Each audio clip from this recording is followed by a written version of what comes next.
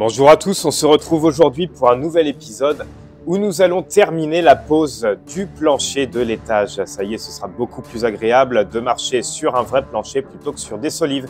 Donc là, je termine de poser les 2-3 dernières solives et j'attaque la pose des dalles.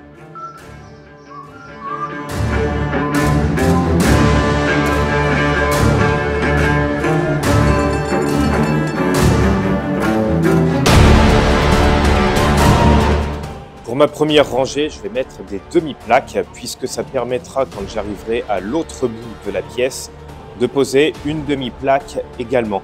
Du coup, ça aura un maintien bien meilleur sur les solives que si on met une chute de 10 ou 12 cm.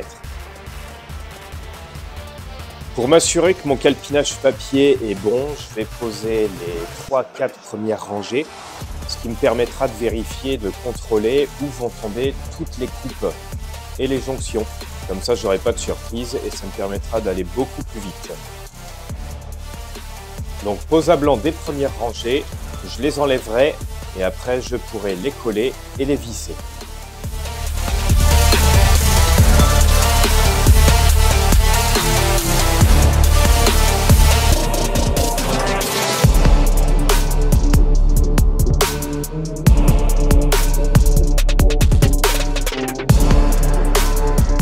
L'anthrax des solives se choisit donc en fonction de la section des bastings utilisés, également de l'épaisseur des dalles OSB, ici on est sur du 22 mm, et le but est que les jonctions entre les dalles dans la largeur se fassent au centre d'une solive. Les plaques doivent reposer également sur au moins 3 solives. Ce qui veut dire que si une chute en bout de rangée est assez longue pour reposer sur 3 solives, je peux la réutiliser pour le départ de la rangée prochaine, ce qui évite au maximum d'avoir des pertes. Et très clairement, je suis bien content d'avoir fait le calpinage avant de commencer la pose parce que ça me permet de savoir exactement où tombent les coupes et les jonctions des plaques. Je passe à la pose des bandes résilientes en fibre de bois, permettant d'atténuer les vibrations et la diffusion du bruit entre l'OSB et les solives. Ça évite également que le plancher grince. Alors, beaucoup de personnes se retrouvent avec ce genre de problème et bien souvent, c'est parce qu'il n'y a pas de bande résiliente entre les solives et les plaques OSB. C'est vraiment très désagréable d'avoir un plancher qui grince quand quelqu'un marche dessus. Donc, il faudra en poser sur toute la longueur et je les pose au fur et à mesure. Alors pour ma part, je mets du scotch double face, ça permet de les maintenir le temps de poser les plaques. Ça évite qu'elles tombent au rez-de-chaussée et de devoir aller les chercher. C'est la petite astuce.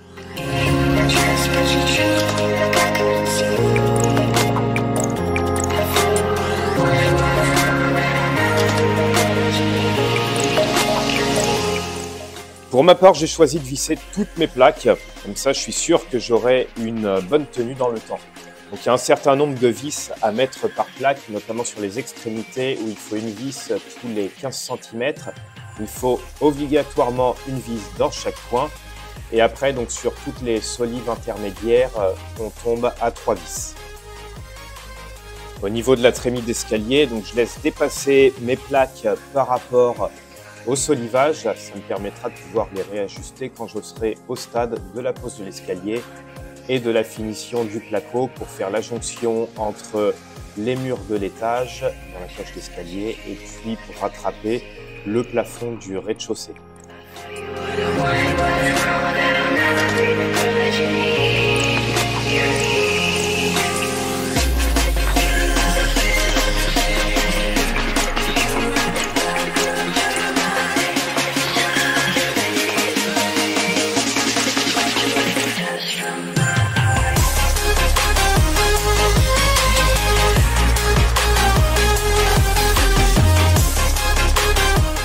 Allez, rechargement. J'ai monté quelques plaques à l'étage. C'est vraiment pratique avec le palan, ça évite de forcer, même si les plaques sont pas très lourdes. Pas besoin de les monter une par une à la main. Sur la structure du palan, je les monte et je refais mon petit stock pour la suite.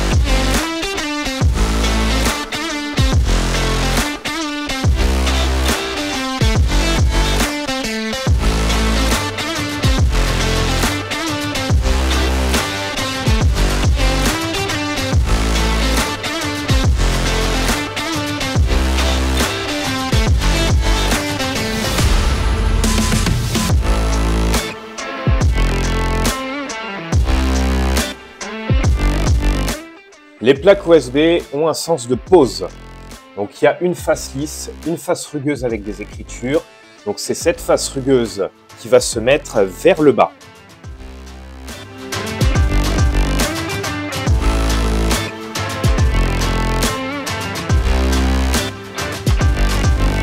Bien sûr, pour rigidifier encore plus la structure, j'en colle les languettes et les rainures avant d'emboîter les dalles.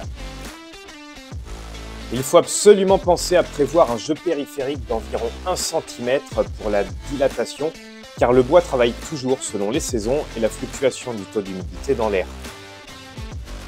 Je vous laisse profiter des dernières images de la pose et je vous reprends à la suite pour vous faire un petit topo.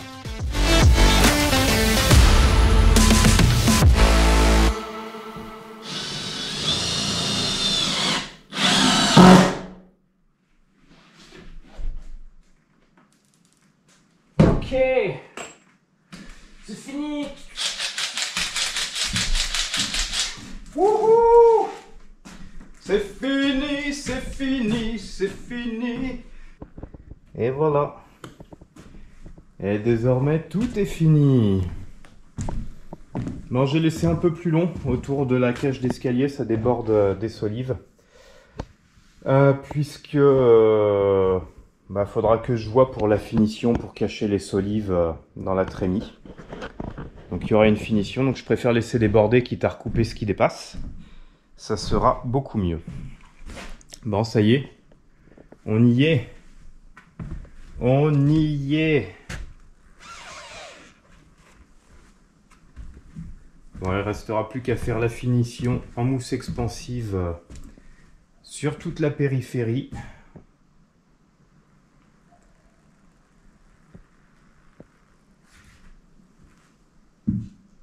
Il ne reste plus qu'à nettoyer tout ça, faire un peu de propre.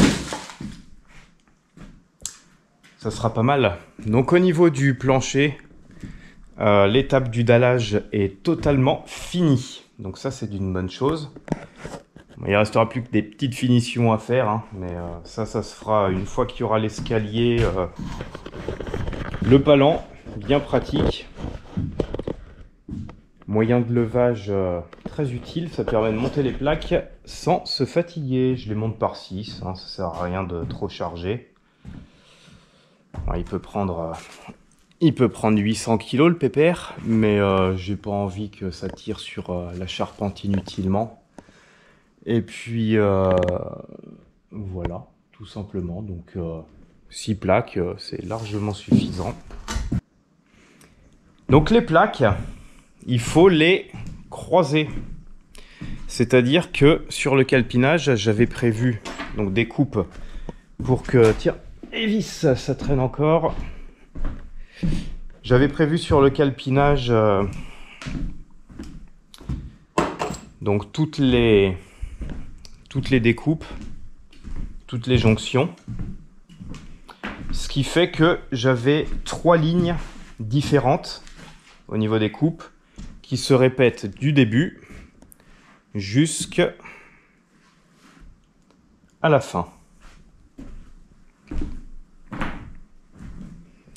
Donc j'ai commencé avec mes demi-plaques par une complète, la chute ici qui repose sur 3 solives et le reste de la chute redémarre ici avec une complète, une pas complète, hein, qui est coupée, et la chute repart sur la 3e ligne posée sur 3 solives également. Donc elle vient jusqu'ici, on repart sur une complète moins 10 cm à peine, moins 8 cm. Et on est reparti après. Complète, chute, et ainsi de suite. Tout ça, ça se répète jusqu'au bout.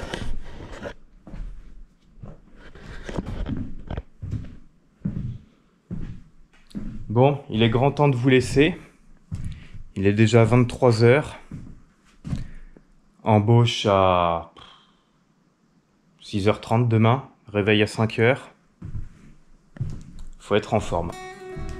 Donc direction la douche et le lit. Allez, ciao!